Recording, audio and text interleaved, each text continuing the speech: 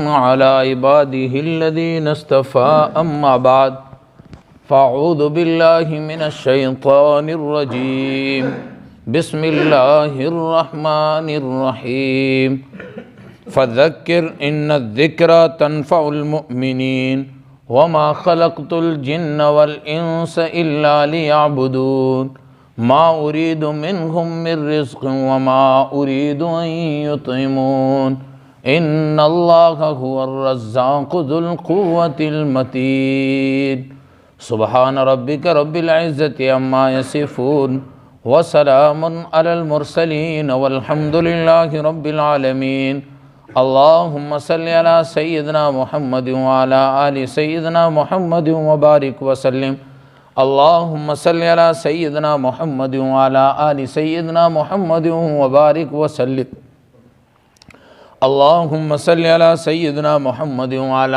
آل سیدنا محمد وبارک وسلم۔ محترم بزرگوں، بھائیوں اور دوستوں، میں نے قرآن مقدس سورہ زاریات پارہ نمبر 27 سے ایک آیت مبارکہ تلاوت کی۔ اللہ نے فرمایا فذکر ان الذکر تنفع المؤمنین، کہ محبوب صلی اللہ علیہ وسلم مومنوں کو نصیحت کیا کیجئے، یہ نصیحت کرنا ان کو فائدہ مند ہوگا۔ یوں دیکھا جائے تو مومنین کے لیے فائدہ مند ہے، اور چونکہ نبی پاک صلی اللہ علیہ وسلم عالمی نبی ہیں تو پورے عالم کے لیے فائدہ مند ہیں کہ جب مومن نصیحت کو سنیں گے، نصیحت ہوگی، ایمانی مذاکرے ہوں گے، ایمانی تذکرہ ہوگا تو ان کا ایمان بڑھے گا، بڑھتا ہوا ایمان اعمال پر کھڑا کرے گا۔ جب مسلمان اعمال پر آئیں گے، ان کے اعمال کو دیکھ کر، ان کے اخلاق کو دیکھ کر باقی لوگوں کا بھی اسلام کی طرف، دین کی طرف، ایمان کی طرف رجحان ہوگا۔ تو نصیحت کرنا یہ ایمان والوں کے لیے فائدہ مند ہے، اور تمام انبیاء علیہم السلام اسی پیغام کو، اسی نصیحت کو، اسی دعوت کو لے کر آئے کہ لوگوں کو نفع مل جائے، لوگوں کا ایمان بن جائے، یقین کامل بن جائے، اور یہ اللہ رب العزت کی ذات عالی کے ساتھ جڑ جائیں۔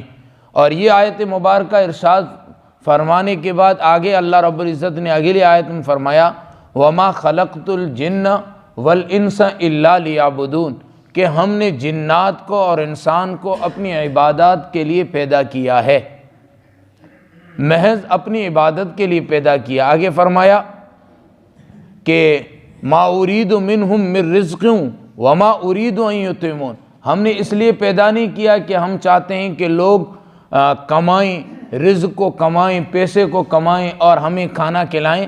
ان اللہ هو الرزاق ذو القوة المتین، بے شک اللہ رب العزت جو کہ طاقت والا ہے، جو ساری کائنات کا رزاق ہے، ساری کائنات کو کھلاتا ہے۔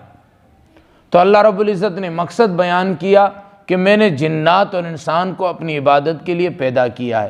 اللہ کی مخلوقات کو دیکھا جائے تو 18,000 کے قریب مخلوقات ہے، ان میں 3 مخلوق ایسی ہیں جو عبادت پر معمور ہے، عبادت کی تابع ہے۔ یہاں پہ 2 مخلوق کا ذکر کیا، جن کا اور انسان کا۔ ایک اور مخلوق ہے جو عبادت پر معمور ہے، وہ فرشتے، چونکہ فرشتے کے اندر گناہ کا مادہ ہے ہی نہیں، اس کی خوراک ہی عبادت ہے، اور اس وجہ سے اللہ رب العزت نے فرشتے کا ذکر نہیں کیا بلکہ انسان اور جنات کا ذکر کیا۔ فرشتوں اور جنات کو اگر ملا دیا جائے، انسانوں کو ملا دیا جائے، تو محدثین لکھتے ہیں کہ یہ 73 جماعتیں بنتی ہے۔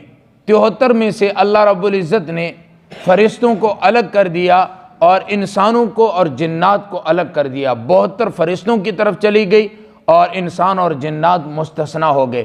پھر انسانوں میں اور جنات میں بھی اللہ رب العزت نے 73 جماعتیں بنائی ہے، ان میں سے 72 جنات میں چلی گئی، اور پھر انسانوں میں ایک جماعت آ گئی۔ پھر انسانوں میں دیکھیں حدیث مبارکہ میں ہے کہ 73 ہے، اور 73 میں 72 پہلی امتوں میں چلی گئی، اور اس امت کے اندر یہ امت ایک واحد اور مستثنیٰ رہ گئی۔ اور ایک حدیث جس کو امام ترمذی رحمۃ اللہ علیہ نے نقل کیا، حضرت عبداللہ بن عمر رضی اللہ تعالیٰ عنہما کے حوالے سے اور حضرت ابو ہریرہ رضی اللہ تعالیٰ عنہ کے حوالے سے وہ فرماتے ہیں کہ نبی پاک صلی اللہ علیہ وسلم نے ارشاد فرمایا بنی اسرائیل کے اندر 72 فرقے ہوئے اور میری امت میں 73 فرقے ہوں گے، 72 جہنم کی طرف جائیں گے اور ایک جنت کی طرف جائے گا۔ اور پھر محدثین اس پر کلام کرتے ہیں کہ یہ جو فرقے ہوں گے، یہ جو جماعتیں ہوں گی، یہ کہاں سے ہوگی؟ فرمایا مسلمانوں میں ہوگی، اور 72 جو جہنم میں جائیں گے پھر وہ شفاعت کی وجہ سے اللہ رب العزت اپنی قدرت سے اور نبی پاک صلی اللہ علیہ وسلم کی شفاعت سے ان کی جو بدعات تھی، خرافات تھی، ان کا عذاب دے کر اللہ رب العزت ان کو جنت میں لائیں گے۔ بہرحال ایک کو مستثنیٰ کیا اور صحابہ نے پوچھا حیرت سے اللہ کے رسول صلی اللہ علیہ وسلم وہ کون لوگ ہوں گے؟ تو اللہ کے رسول نے فرمایا کہ وہ لوگ جو میرے اور میرے صحابہ رضوان اللہ علیہم اجمعین کے طریقے پر ہوں گے۔ بہرحال میں عرض یہ کر رہا تھا کہ اللہ رب العزت نے وما خلقت الجن والانس الا لیعبدون کہہ کر اللہ رب العزت نے یہ بات بتا لی ہے کہ انسان اور جنات کو محض اپنی عبادت کے لیے پیدا کیا ہے، رزق کمانے کے لیے نہیں۔ یہ ضروریات کی جو چیزیں ہیں یہ اللہ رب العزت عطا فرماتے ہیں۔ ایک حدیث میں ہے کہ لوگ اگر اللہ پر اعتماد کر دیں جیسا اعتماد کرنے کا حق ہے تو اللہ رب العزت ان کو غیب سے وہ عطا فرمائیں گے جس کا ان کو گمان بھی نہیں ہے، لیکن شرط یہ ہے کہ جیسا اعتماد ہونا چاہیے ویسا کرے۔ اور آگے اللہ رب العزت نے بات جو ارشاد فرمائی کہ رزق ہم دیتے ہیں، کوئی بندہ یہ نہ سوچے کہ میں کماتا ہوں اس وجہ سے ہوتا ہے، نہیں، تو کماتا ہے لیکن اس میں مدد اللہ کی شامل حال ہے۔ اگر اللہ کی مدد شامل حال نہ ہو انسان کچھ بھی نہیں کر سکتا۔ تو فذکر ان الذکر تنفع المؤمنین سے یہ چاہا جا رہا ہے، یہ مراد ہے کہ اللہ رب العزت سے ہونے کا یقین ہمارے دلوں میں آ جائے اور غیر اللہ سے کچھ بھی نہ ہونے کا یقین ہمارے دلوں میں آ جائے۔ ایک کتاب عربی کے اندر پڑھائی جاتی ہے، جو اول اور دوم کے جو بچے ہوتے ہیں ان کو نفحۃ الادب کے نام سے، عرب کے نام سے مولانا اعزاز علی رحمۃ اللہ علیہ نے اس کو لکھا ہے۔ اس کے اندر عربی کے اندر ایک حکایت انہوں نے نقل کی ہے۔ فرماتے ہیں کہ حضرت سلیمان علی نبینا علیہ الصلاۃ والسلام کو اللہ رب العزت نے زمین پر، خشکی پر، بحر و بر پر، ہواؤں پر، پرندوں پر، چرندوں پر حکومت دی تھی۔ ایک دن سلیمان علیہ الصلاۃ والسلام نے دعا کی، اللہ مجھے یہ اختیار دیا جائے کہ آپ کی تمام مخلوقات کو 1 سال بھر میں کھانا کھلاؤں۔ اللہ نے کہا تجھ سے یہ نہیں ہو سکتا۔ کہا اللہ پھر مجھے اختیار دیا جائے کہ میں 1 مہینہ کھانا کھلاؤں۔ اللہ نے کہا یہ بھی تجھ سے نہیں ہو سکتا۔ کہا کہ اللہ پھر مجھے اختیار دیں 1 ہفتے میں کھانا کھلاؤں۔ کہا میرے بندے یہ بھی تجھ سے نہیں ہو سکتا۔ کہا کہ اللہ پھر مجھے 1 دن کی اجازت دیں۔ اللہ نے کہا 1 دن بھی نہیں ہو سکتا۔ پھر کہا کہ اللہ 1 ٹائم کی دعوت کی، پوری مخلوقات کو میں دعوت کروں، مجھے اختیار دیں۔ اللہ نے کہا لے میں نے اختیار دیا، کر لے۔ حضرت سلیمان علیہ الصلاۃ والسلام نے انسانوں کو، جنات کو لگایا کہ بڑے بڑے دیگ بنائے جائیں اور پرندوں کو اور حلال جانوروں کو ذبح کیا جائے اور ان کا گوشت پکایا جائے، کھانا تیار کیا جائے۔ حضرت سلیمان علیہ الصلاۃ والسلام نے کھانا تیار کروایا اور دسترخوان لگوایا۔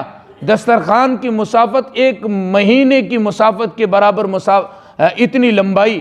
اور پھر اللہ رب العزت سے پوچھا ربا کدھر سے شروع کروں، کون سے مخلوق سے شروع کروں؟ اللہ نے کہا جہاں سے تیرا جی چاہے۔ کہا کہ پہلے میں سمندر کی اور جو تری کے اندر رہنے والی مخلوقات ہے اس سے شروع کرتا ہوں، آپ اپنی مخلوق کو بھیجیں۔ اللہ رب العزت نے ایک مچھلی کو بھیجا اور مچھلی آ کے سمندر کے کنارے پہ منہ کھول کے بیٹھ گئی۔ کھانا جتنا پکا ہوا تھا سارا کا سارا اس کے منہ میں ڈال دیا گیا۔ وہ اس نے ایک نوالا لیا اور سارا کا سارا نگل گئی۔ سلیمان علیہ الصلاۃ والسلام کہنے لگے کیا بات ہے، تو اکیلے ہی اتنا کھا گئی؟ کہا کہ میرا رب مجھے روزانہ اتنے بڑے لقمے 3 کھلاتا ہے، کبھی بھی میرے رب نے مجھے تانا نہیں دیا کہ اتنا کھا گئی اور تو نے ایک دن کی میزبانی قبول کی اور ایک لقمہ کھلا کے مجھے تانا دے دیا کہ اتنا سارا کھا جاتی ہے۔ سلیمان علیہ السلام سجدے میں گر گئے، کہا کہ ربا مجھ سے نہیں ہو سکتا، آپ ہی اپنی مخلوق کو کھلاتے ہیں۔ تو اللہ رب فرماتے ہیں ان اللہ هو الرزاق ذو القوۃ المتین، اللہ رب العزت رزق دینے والے ہیں جو کہ زبردست طاقت والے ہیں۔ موسیٰ علیہ السلام کے زمانے کا واقعہ جس کو مفتی بغداد علامہ آلوسی رحمۃ اللہ علیہ نے اپنی کتاب اپنی تفسیر روح المعانی کے اندر ذکر کیا۔ موسیٰ علیہ السلام نے ایک پتھر پر ڈنڈا مارا، اس پتھر سے ایک پتھر نکلا، پھر اس پتھر پر ڈنڈا مارا، اس سے ایک کیڑا نکلا، اور وہ کیڑا جس کے ساتھ اس کی خوراک بھی موجود تھی، اور وہ اللہ کی پاکی بیان کر رہا تھا، تسبیح پڑھ رہا تھا، سبحان من یرانی یعرف مکانی یسمع کلامی یرزقنی ولا ینسانی۔ وہ میرا اللہ سبحان من یرانی، میرا اللہ پاک ہے جو مجھے اس پتھر کے اندر بھی دیکھتا ہے، یعرف مکانی، جو میرے رہنے کی جگہ کو جانتا ہے، پہچانتا ہے کہ میں کہاں رہتا ہوں، اور مخلوق میں سے ہر مخلوق کو وہ رب جانتا ہے کہ وہ مخلوق کہاں کہاں رہتی ہے۔ وَعِندَهُ مَفَاتِحُ الْغَيْبِ لَا يَعْلَمُهَا إِلَّا هُوَ وَيَعْلَمُ مَا فِي الْبَرِّ وَالْبَحْرِ وَمَا تَسْقُطُ مِنْ وَرَقَةٍ إِلَّا يَعْلَمُهَا وَلَا حَبَّةٍ فِي ظُلُمَاتِ الْأَرْضِ وَلَا رَطْبٍ وَلَا يَابِسٍ إِلَّا فِي كِتَابٍ مُبِينٍ۔ جو پتے خشک ہو کے گرتے ہیں وہ بھی اس کے علم میں ہیں۔ اس لیے علامہ اقبال نے اسی آیت کے ترجمے میں کہا کہ پالتا ہے بیج کو مٹی کی تاریکی میں کون دریاؤں سے اٹھاتا ہے سحاب، کون لایا ہے کھینچ کر پچھم سے باد سازگار، یہ خاک ہے کس کی اور کس کا ہے نور آفتاب، کس نے بھر دی موتیوں سے خوشۂ گندم کی جیب، کس نے سکھلائی ہے موسموں کو خوئے انقلاب، ہر گیا ہے کہ الزمین روید وحدہ لا شریک لہ گوید۔ زمین سے جب بھی کوئی کمپل نکلتی ہے وہ بھی اللہ کی تعریف کرتی ہوئی نکلتی ہے، وہ بھی اللہ کو پہچانتی ہے، اللہ اس کو جانتا ہے، اللہ اس کو پہچانتا ہے۔ تو کیڑا کہہ رہا تھا سبحان من یرانی، پاک ہے وہ ذات جو مجھے یہاں دیکھتی ہے، یعرف مکانی، جو میرے رہنے کے مکان کو، میری جگہ کو جانتی ہے، یسمع کلامی، مجھ جیسی حقیر مخلوق کیڑے کے کلام کو، تسبیحات کو وہ سنتی ہے، یرزقنی، وہ مجھے اس پتھر کے اندر بھی رزق دیتا ہے، ولا ینسانی، وہ مجھے نہیں بھولتا۔ ہم ہے کہ اللہ کو بھول بیٹھے ہیں، اذان ہوتی ہے پھر بھی مسجد میں نہیں آتے، اذان سنتے ہیں پھر بھی مسجد میں نہیں آتے، ہم اللہ کو بھول گئے۔ لیکن صبح ہوتی ہے، رب ہمیں چائے پلاتا ہے، دودھ پلاتا ہے، ناشتہ کھلاتا ہے، پھر دوپہر ہوتی ہے، رب ہمیں نہیں بھولتا، کھانا کھلاتا ہے، سفر میں ہو تب بھی، بیمار ہو تب بھی، گھر میں ہو، نیند میں ہو تب بھی اللہ رب العزت بیوی کو توفیق دیتا ہے، وہ نیند سے اٹھا کے ہمیں کھانا کھلاتی ہے۔ شام ہوتی ہے، وہ رب ہمیں نہیں بھولتا، کھانا کھلاتا ہے، اور ہم رب کو بھول گئے۔ ولا ینسانی، وہ بھولتا نہیں ہے، کسی کو، مخلوق میں سے کسی کو بھی نہیں بھولتا ہے، سب کو رزق دیتا ہے، اور مخلوق ہے کہ اللہ کو بھول بیٹھی ہے۔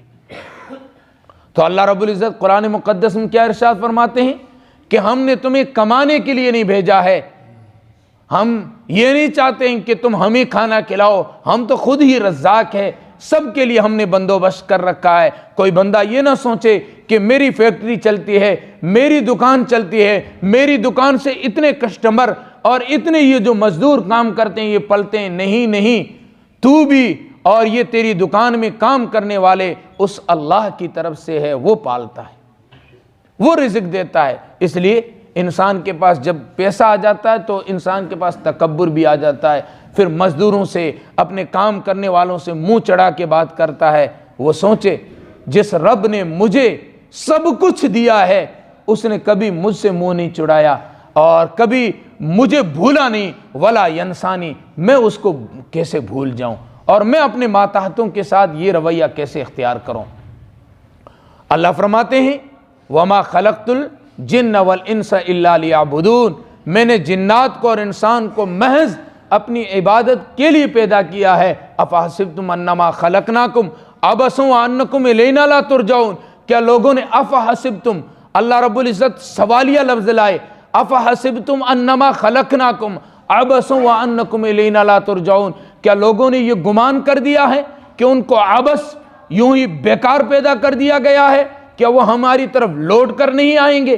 نہیں، بلکہ ان کو ہم نے امتحان کے لیے پیدا کیا ہے، لوٹ کر ہماری طرف آنا ہے۔ اقترب للناس حسابهم وهم فی غفلۃ معرضون، کہ ہم لوگوں کا حساب لینے والے ہیں، حساب لینے کے لیے، آزمائش کے لیے پیدا کیا ہے، لوگ ہے کہ ہمیں بھول بیٹھے ہیں، ہم ہیں کہ ہم اللہ کو بھول بیٹھے ہیں۔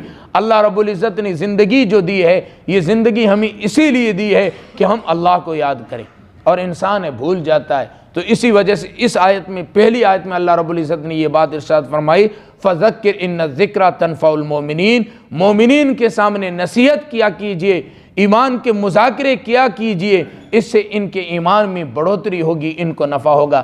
تمام انبیاء علیہ السلام نے یہی کام کیا، ہر وقت دعوت کی مبارک محنت میں منہمک رہتے۔ پھر اب ہمارے نبی آخری نبی ہیں، نبی نے نہیں آنا، تو اللہ رب العزت نے یہ کام پوری امت کے سپرد کر دیا ہے کہ ایک دوسرے کے سامنے ایمانی مذاکرے کریں، ایمان کا تذکرہ کریں، ایک دوسرے کو نصیحت کریں، اپنے ماتحتوں کو نصیحت کریں، اپنے چھوٹوں کو نصیحت کریں، اپنے بڑوں کے سامنے جا کے کارگزاریاں سنائیں، اپنے بڑوں کے سامنے جا کے ایمانی مذاکرے کریں۔ اس سے ایمان میں بڑھوتری ہوگی، نفع ہوگا۔ جب ایمان بڑھے گا تو اعمال پہ کھڑا کرے گا۔ تو پہلی آیت پہ فذکر ان الذکر تنفع المؤمنین پہ جب عمل ہوگا، دوسری آیت جو آگے والی ہے وما خلقت الجن والانس الا لیعبدون، جس مقصد کے لیے اللہ رب العزت نے پیدا کیا ہے وہ مقصد پورا ہوگا، عبادت والا۔ اللہ رب العزت مجھے بھی آپ حضرات کو عمل کی توفیق عطا فرمائے۔